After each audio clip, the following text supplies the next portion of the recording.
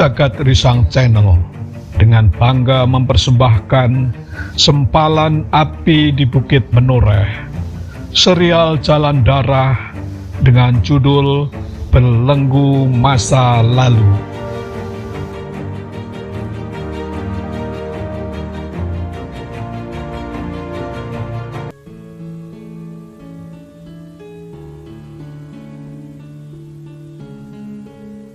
Keringat deras membanjiri punggung dan sebagian wajah tabib padukuhan itu. Luka berdarah di tubuh Kiai Pasentenan sudah mulai mengering, akan tetapi tubuhnya masih lemah dan kesadarannya belum juga pulih. Kiai sepuh itu seperti sudah tidak bernafas, meskipun tabib itu masih bisa merasakan denyut nadi yang sangat lemah. Senjata yang melukai pinggang Kiai Pasentenan pastilah mengandung racun. Ini layaknya racun ular bandotan yang paling keras. Tanpa sadar tabib itu berdesis lirih sambil menyeka keringatnya. Sementara keadaan Sasongko hampir tidak berbeda dengan gurunya. Hanya saja kemudaan umur dan wadaknya membuat wajahnya tidak terlalu pucat lagi.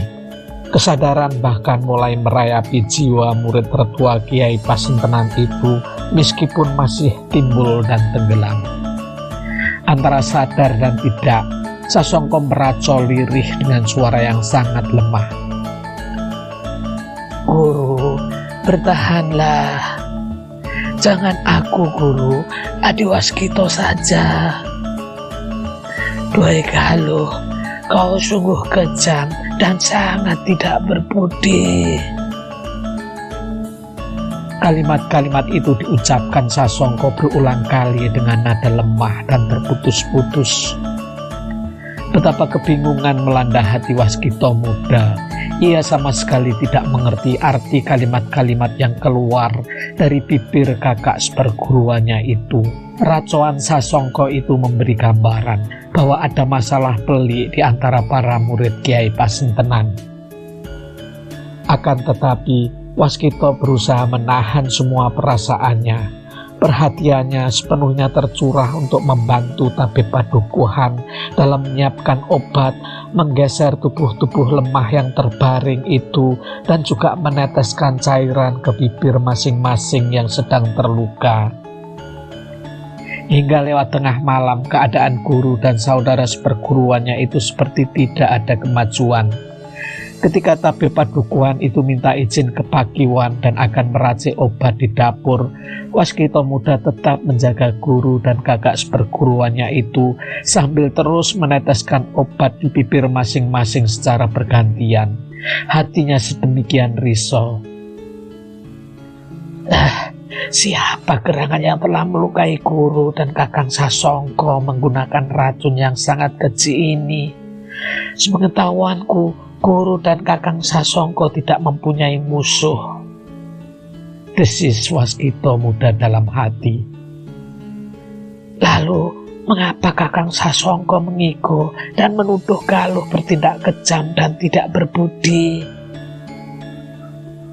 Semua pertanyaan yang tidak terjawab itu menambah kegelisahan Waskito muda. Menjelang dini hari, terdengar rintihan lirih dari bibir Sasongko. Agaknya cairan yang diteteskan melalui bibir secara terus-menerus itu mulai menunjukkan hasil. Cairan itu memang bukan obat untuk mengusir racun, melainkan sekedar untuk memperkuat daya tahan tubuh. Perlahan-lahan kesadaran Sasongko membaik.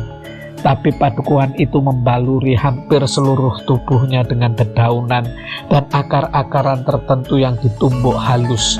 Ia berharap baluran itu bisa mendinginkan tubuh yang suhunya meningkat akibat kerja racun. Kini cairan yang diteteskan setitik demi setitik melalui bibir ini adalah obat khusus untuk menangkal racun. Waktu merayap sangat pelan. Beberapa tetangga yang menjenguk dan ikut mendoakan kesembuhan itu tidak ada yang tahu dari mana gerangan kedua orang yang kini terbaring lemah itu. Meskipun sangat pelan, akan tetapi obat tabib padukuhan itu mulai menunjukkan hasil. Berangsur-angsur wajah pucat Sasongko dialiri rona kemerahan meskipun detak jantungnya masih lemah. Betapapun Waskita ingin segera bertanya dan mengetahui kejadian yang menimpa guru dan kakaknya itu, akan tetapi ia masih harus menahan diri. Meskipun mulai membaik, akan tetapi kesadaran Sasongko belum sepenuhnya pulih. Bahkan keadaan Kiai Pasentenan nampaknya tidak ada perkembangan sama sekali. Menjelang matahari turun ke barat, Sasongko mulai bisa membuka matanya. Tubuhnya masih lemah, tetapi kesadarannya berangsur-angsur pulih. "Adik Waskita," suara Sasongko terdengar lemah sekali. Waskita segera menggenggam telapak tangan kakak seperguruannya itu sebagai tanda bahwa ia ada di sampingnya. "Kakang Sasongko, tenanglah, kau harus segera sembuh," desis Waskita muda dengan hati yang pedih melihat keadaan Sasongko dan gurunya. "Bagaimana keadaan guru?" Sasongko memaksakan diri untuk bertanya. Dengan pelan, Waskita meremas telapak tangan yang dipeganginya itu. "Guru dan Kakang Sasongko masih dalam perawatan Ki Husada, tabib padukuhan." Wajah Sasongko terlihat perih. Dengan nanar ditatapnya wajah Waskita. "Adik Waskita, dengarlah." Suara Sasongko terhenti dan terputus-putus. Ia mencoba menata nafas dan kalimatnya agar bisa berbicara dengan lebih baik. Waskita sendiri kebingungan, tidak tahu harus berbuat apa. Di satu sisi, ia sangat ingin segera mengetahui peristiwa apakah yang membuat keduanya terluka. Akan tetapi, di sisi lain ia kasihan melihat keadaan Sasongko yang terengah-engah dan bahkan kesulitan sekedar untuk berbicara. Kakang Sasongko, sebaiknya Kakang beristirahat dulu." Suara Waskita terdengar sangat dalam. Akan tetapi Sasongko nampak menggelengkan kepalanya meskipun sangat lemah. "Adik Waskita, dengarlah aku. Kami berdua terperangkap di Muslihat Ki Bayu Gumelar yang juga ayah dari Galuh Kusumawardhani." Kalimat-kalimat Sasongko itu diucapkan dengan nada lirih dan suara yang masih lemah, bahkan terputus-putus. Akan tetapi, Waskita muda seperti mendengar ledakan petir di siang bolong. Dengan suara lemah dan terputus-putus, Sasongko berusaha menceritakan apa yang baru saja ia alami bersama Kiai Pasentenan. Pada sore hari sebelum kejadian, Kiai Pasentenan berniat mengajak semua murid-muridnya ke Bukit Kodok Ijo yang letaknya tidak terlalu jauh dari padukuhan tempat mereka tinggal. Disebut Bukit Kodok Ijo karena bukit itu jika dipandang dari kejauhan, bentuknya mirip tubuh seekor katak. Banyaknya pepohonan dan belukar yang tumbuh subur dan menghijau membuat sebutan untuk bukit itu terasa pas. Sehari sebelumnya, Kiai Pasentenan mendapat undangan dari utusan Ki Bayu Gumelar untuk bertemu di Bukit Kodok Ijo itu. Ia ingin menunjukkan sebuah ilmu ciptaannya dan meminta agar Kiai Pasentenan mengajak semua muridnya termasuk putrinya Galuh Kusumawardhani. Sebenarnya Kiai Pasentenan enggan untuk keluar hanya untuk kepentingan semacam itu. Ia berharap agar pertemuan bisa dilakukan di rumah saja, karena di sini juga tersedia sanggar yang cukup luas. Akan tetapi, putusan itu bersikeras karena Ki Bayu Gumelar menginginkan ruang yang terbuka untuk menunjukkan ilmu barunya. Di tengah keraguan itu, Kiai Pasentenan tidak memberitahu rencana pertemuan itu lebih awal kepada murid-muridnya. Hanya saja di saat terakhir, didorong oleh rasa sungkan dan tidak enak hati, Kiai Pasentenan memutuskan untuk memenuhi undangan adiknya itu dan meminta Sasongko untuk mengajak semua adik-adiknya.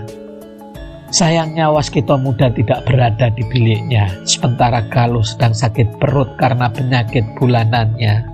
Wajahnya cenderung pucat dan ia terbaring seharian di biliknya. Mengingat waktu yang pendek, Kiai Pasentenan memutuskan untuk tetap berangkat meskipun hanya berdua dengan Sasongko. Di Bukit Kodok Ijo itu, ternyata Ki Bayu Gumelar sudah menunggu dengan salah seorang temannya yang bernama Raden Haluang. Seorang yang masih terbilang muda, bertubuh kekar dan wajahnya nampak ramah serta penuh dengan senyuman. Sasongko merasa risih dengan tatapan mata Raden Haluang yang menyeratkan kelicikan. Menurut Ki Bayu Gumelar, Raden Haluang masih ada keturunan dari keluarga Raja Pajajaran, entah raja yang mana. Setelah berbasa-basi sejenak, ternyata kedatangan Ki Bayu Gumelar tidak sesuai dengan keterangan di awal. Tanpa rasa sungkan, Ki Bayu Gumelar menyatakan niatnya untuk meminjam kitab perguruan pesantrenan yang memuat ajaran kanuragan maupun olah kajiwan. Menurutnya, ilmu ciptaannya yang baru membutuhkan beberapa pendalaman yang akan berhasil jika diramu dengan jenis ilmu dari perguruan pesantrenan. Sudah tentu Kiai Pasentenan keberatan, sehingga timbul pertengkaran atau adu mulut yang cukup panjang. Kalimat-kalimat yang muncul kemudian menyadarkan Sasongko bahwa Kiai Pasentenan dengan Ayahanda Galuh Kusumawardhani itu sebenarnya bukanlah saudara kandung, melainkan sekedar saudara angkat. Bahkan bibit-bibit permusuhan sudah tumbuh sejak dahulu kala. Akan tetapi, Kiai Pasentenan yang cenderung mengalah dan berhati bersih selalu berusaha untuk berdamai. Kiai Pasentenan bahkan dengan tulus menerima Galuh sebagai muridnya dan mengajarinya dengan sepenuh hati. Hanya saja, jika Kiai Gumelar hendak meminta kitab warisan perguruan, tentu saja ia tidak akan menyetujuinya. Aku tidak meminta, Kakang. Aku hanya meminjamnya dan tidak lebih dari 1 atau 2 purnama saja. Suara Ki Bayu Gumelar penuh dengan tekanan. Tetapi Kiai Pasentenan bergeming, meskipun istilahnya meminjam, akan tetapi ia tahu watak adik angkatnya itu. Apalagi kitab itu menyangkut ajaran perguruan yang tidak memperbolehkan orang luar untuk mempelajarinya. Sebelum pertengkaran itu meningkat menjadi sebuah pertarungan, tiba-tiba muncullah Galuh Kusumawardhani. Agaknya ia sudah lama bersembunyi di semak belukar dan mendengarkan perbantahan antara guru dan ayahnya. Ia mendatangi mereka yang sedang bertengkar dan kemudian berdiri di antara Kiai Pasentenan dan Sasongko. Sambil berkacak pinggang, jarinya menuding dan memarahi ayahnya serta minta agar tidak mengganggu Kiai Pasentenan. Kenapa ayah tidak bisa bersabar? Bukankah aku sekarang sudah jadi murid guru Kiai Pasentenan? Cepat atau lambat aku akan menguasai seluruh ilmu Pasentenan dan ayah tidak perlu melakukan hal memalukan seperti ini, berkata Galuh dengan kalimat-kalimat keras. Sasongko maupun Kiai Pasentenan berlega hati mendengar kalimat-kalimat Galuh. Ternyata murid termuda ini lebih membela gurunya dibanding ayahnya. Perhatian Kiai Pasentenan maupun Sasongko sepenuhnya kembali teralihkan kepada Ki Bayu Gumelar dan Raden Haluang. Kenyataannya, itulah kelengahan yang teramat fatal. Dengan gerakan yang cepat, sebat, dan tidak terduga, tangan Galuh Kusumawardhani tiba-tiba saja terayun mendatar, menggores pinggang Kiai Pasentenan dan langsung berputar serta melukai pundak Sasongko. Tidak hanya sekali, memanfaatkan keterkejutan Kiai Pasentenan dan Sasongko, Galuh masih melakukan gerak putaran itu sekali lagi dan kembali meneteskan darah dari guru dan saudara seperguruannya itu. Semua itu dilakukan dengan gerakan yang sangat cepat tanpa keraguan. Setelah itu tubuhnya melenting jauh ke depan dan berdiri di antara ayahnya dan Raden Haluang. Di saat bersamaan, 2 buah pisau terbang berdesing di udara dan mengancam dada Kiai Pasentenan dan Sasongko. Pisau-pisau terbang itu meluncur dari tangan Raden Haluang. Semua peristiwa itu susul menyusul seolah tiada jeda. Kelengahan terhadap perilaku Galuh membuat Kiai Pasentenan dan Sasongko berduka sekaligus memunculkan amarah. Kedua guru dan murid itu bagai tersadarkan setelah darah menitik akibat sebuah luka. Dengan gerakan sebat, Kiai Pasentenan maupun Sasongko memiringkan tubuh dan bergerak ke samping untuk menghindari pisau terbang yang meluncur mengancam jiwa mereka berdua. Sementara Galuh memandangi guru dan kakak seperguruannya itu dengan tatapan mata dingin.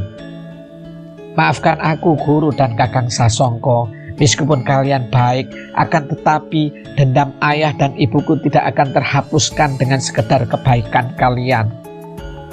Kalimat itu diucapkan Galuh dengan nada tegas tanpa ada keraguan atau penyesalan. Kiai Pasentenan dan Sasongko yang tidak menyangka tindakan Galuh yang sangat cepat itu memang tidak sempat menghindar. Pinggang dan pundak keduanya berdarah akibat sabetan sebuah senjata pendek khas daerah Pasundan yang biasa disebut dengan nama kujang. Meskipun luka itu terbilang dalam, akan tetapi itu adalah sebuah luka kecil yang seharusnya tidak terlalu berpengaruh pada kondisi tubuh keduanya. Kenyataannya, tubuh Kiai Pasentenan dan Sasongko tiba-tiba saja terasa sangat lemah. Hampir saja keduanya roboh seketika. Racun!" geram Kiai Pasentenan. Menyadari keadaan yang sangat genting, Kiai Pasentenan mengambil keputusan cepat. Tanpa diduga oleh siapapun, ia menjatuhkan diri ke depan sambil memandang tajam ke arah Ki Bayu Gumelar. Dengan mengerahkan sisa-sisa tenaga yang susut dengan cepatnya, Kiai Pasentenan telah membangkitkan ajian pamungkasnya. Dari kedua mata itu meluncur seberkas sinar secepat tatit di langit dan langsung menyambar dada Ki Bayu Gumelar. Ayah Galuh Kusumawardhani itu tidak menduga tindakan cepat dari Kiai Pasentenan. Ia tidak sempat lagi menghindar. Dadanya terhantam oleh ajian pamungkas Kiai Pasentenan. Tubuh Ki Bayu Gumelar bagai dihempaskan oleh sebuah kekuatan raksasa dan terlempar ke belakang sejauh beberapa tombak. Menyusul teriakan kaget Galuh Kusumawardhani dan Ki Haluang yang mengejar tubuh Ki Bayu Gumelar, tubuh Kiai Pasentenan roboh. Sasongko yang terlambat menyadari keadaan seolah baru terbangunkan. Ia segera membangunkan pula kemampuan diri dan meniru tindakan gurunya. Sambil melompat maju dan kemudian bersongkok di tanah, Sasongko melepaskan ilmu pamungkas sebagaimana diajarkan gurunya. Seberkas sinar layaknya petir mengejar dan mengincar tubuh Raden Haluang yang saat itu sedang berlari menghampiri tubuh Ki Bayu Gumelar yang terhempas. Galuh sendiri berada di depan Raden Haluang sehingga tidak terjangkau oleh pandangan Sasongko.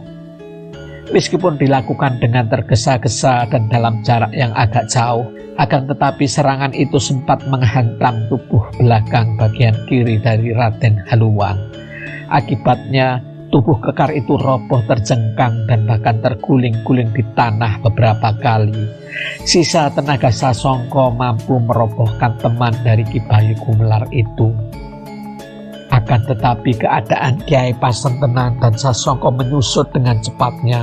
Di saat terakhir, pengerahan tenaga untuk menyerang lawan dengan tergesa-gesa itu telah menghisap seluruh tenaganya. Pada saat yang sama, luka akibat sabetan senjata kujang itu membuat racun dalam tubuh bekerja dengan sangat cepatnya. Sasongko masih sempat melihat Galuh memanggul dan membopong tubuh Ki Bayu Gumelar dan kemudian melarikan diri menuruni bukit Kodok Ijo. Ki Haluang sendiri tidak jelas bagaimana keadaannya. Maka Sasongko segera merayap dan berusaha menolong gurunya. Tubuh Kiai Pasentenan terlihat lemah dan bahkan nafasnya tersengal-sengal. Sasongko, Galuh pasti sudah mengambil kitab perguruan kita. Cepat, kejar dan hukum ayah dan anak itu, berkata Kiai Pasentenan dengan susah payah. Akan tetapi Sasongko tidak dapat mengabaikan kenyataan bahwa gurunya sangat memerlukan pertolongan dan tidak mungkin ia tinggalkan begitu saja. Apalagi ia sendiri dalam keadaan yang tidak jauh berbeda, keracunan dan seluruh tenaganya bagaikan terhisap. Maka tidak ada pilihan bagi Sasongko selain membawa tubuh gurunya itu pulang agar segera mendapat perawatan terbaik. Dengan susah payah, Sasongko membopong tubuh Kiai Pasentenan yang kesadarannya mulai timbul tenggelam itu. Dalam keadaan tidak menentu dan dalam popongan murid tertuanya, Kiai Pesentenan sempat berkata dengan suara yang sangat lemah, "Sasongko, aku minta kau menggantikan aku sebagai pimpinan perguruan Pesentenan. Akan tetapi, kau harus mengambil kitab perguruan kita terlebih dahulu dan memberi hukuman kepada ayah dan anak itu." Angin seperti berhenti bertiup dan dada Waskita Muda berdentangan. Ia seolah tidak mempercayai pendengarannya bahwa Galuh tega bertindak keji terhadap guru dan kakak seperguruannya. Atas permintaan Sasongko, Waskita Muda segera berlari ke kamar khusus Kiai Pesentenan. Di situ ada sebuah peti kotak yang disimpan dengan sangat permati karena berisikan kitab dan beberapa benda pusaka perguruan. Bersama Sasongko, ia pernah memasuki kamar itu dan ditunjukkan oleh Kiai Pesentenan tentang isi kotak jauh sebelum kedatangan Galuh Kusumawardhani. Ruangan dalam kamar itu memang sudah porak-poranda. Kotak yang selama ini disembunyikan dengan primpen ternyata juga lenyap tak berbekas. Agaknya Galuh sengaja beralasan sakit perut agar tidak ikut keluar bersama yang lain dan mempunyai kesempatan untuk mencuri kitab perguruan. Selama sekitar 2 tahun tinggal di rumah ini membuat Galuh hafal dan leluasa menggeledah isi kamar. "Oh, buntalan kain itu," desis Sasongko Muda yang akhirnya meyakini bahwa Galuh memang telah mencuri kitab perguruan. Wajah Sasongko terlihat semakin pucat manakala Waskita Muda memberitahu bahwa kotak berisikan kitab dan barang pusaka lain itu telah lenyap dari tempatnya. Sambil melirik ke arah tubuh Kiai Pesentenan yang masih tergolek tanpa daya, Sasongko berkata lirih, "Adi Waskita, sebelum pingsan, guru menyuruhku untuk mengejar dan mengambil kembali kitab pusaka perguruan. Akan tetapi aku memilih membawa pulang guru untuk mendapatkan perawatan. Nah, karena kondisi tubuhku yang belum memungkinkan, sebagai kakak seperguruan, aku memintamu untuk mengejar Galuh dan ayahnya maupun Ki Haluang. Rampaslah kembali kitab dan pusaka kita. Berangkatlah sekarang, Adi, tidak perlu menunda lagi." Meskipun diucapkan dengan lemah, akan tetapi nada kalimat itu penuh ketegasan layaknya seorang kakak kepada adiknya. Dengan menahan air mata kepedihan, Waskita Muda memantapkan diri untuk meninggalkan guru dan kakak seperguruannya yang masih terbaring lemah. Kemolekan tubuh dan wajah jelita Galuh Kusumawardhani tiba-tiba saja lenyap dan berganti dengan rasa muak dan amarah yang meledak. Disadarinya betapa selama ini Galuh memang sering mengabaikan keberadaan dirinya dan mendekat kepada guru dan kakak seperguruannya. Tidak dinyana, Galuh mempunyai niat yang tidak terpuji. Bukit Kodok Ijo sudah sepi. Jejak-jejak pertarungan yang singkat itu masih bisa dilihat oleh Waskita Muda. Akan tetapi ia tidak melihat keberadaan Ki Haluang yang katanya sempat roboh maupun Galuh dan ayahnya. Tidak ada jalan lain. Aku harus menyusul mereka ke lereng Gunung Galunggung, desis Waskita Muda dalam hati. Musibah dan luka yang dialami oleh guru dan kakak seperguruannya seolah mampu menindas sikap manja dan kekanak-kanakan Waskita Muda. Dengan langkah lebar ia menuruni bukit dan bergerak ke arah matahari terbenam.